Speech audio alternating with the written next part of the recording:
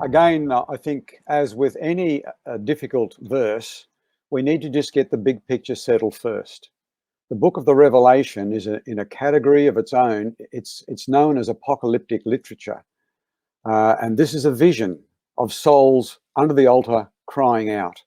Throughout the book of the Revelation, of course, we have many other symbolic pictures. We have a person with a sword coming out of their mouth. We have a woman clothed with the sun and the moon under her feet.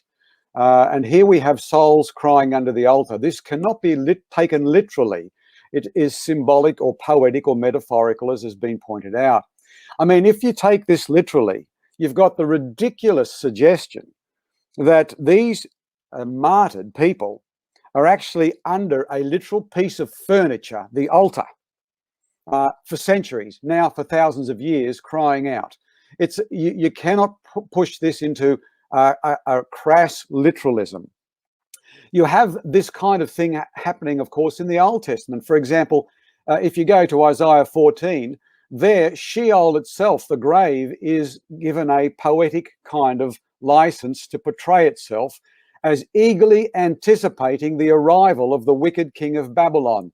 Sheol, the whole of gravedom, and those who've gone before, metaphorically, are presented as anticipating and rubbing their hands. Here he comes. His bed is made of worms, and maggots are going to cover him. And even the trees are clapping their hands. No one in their right mind presses this kind of literature into a crass literalism. It's metaphoric. And we know these souls under the altar are unconscious, as Dan has pointed out, because the scriptures tell us earlier that blood can speak, blood can cry, blood can pray, blood can cry out for justice to be dispensed. Now, if you turn over just a few more chapters in the book of the Revelation, you'll find in chapter 20 and verse 4 what happens to these souls who've been crying out under the altar. We are told in verse 4, the end of it, that they came to life, that in other words, they're dead, and they reigned with Christ for 1,000 years. So these dead martyrs come to life. You can't be literally alive and praying at the same time. As we've been reminded, Ecclesiastes says the dead know nothing. They're in silence.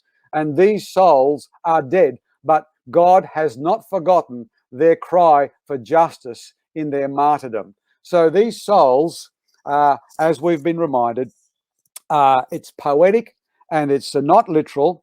And if I may quote another person whose book I'll recommend at the end of this session, he says, mythological pictures of the death state in this passage are being used for rhetorical effect, not as elements or foundations for doctrine. And that is sound advice given the nature of this literature.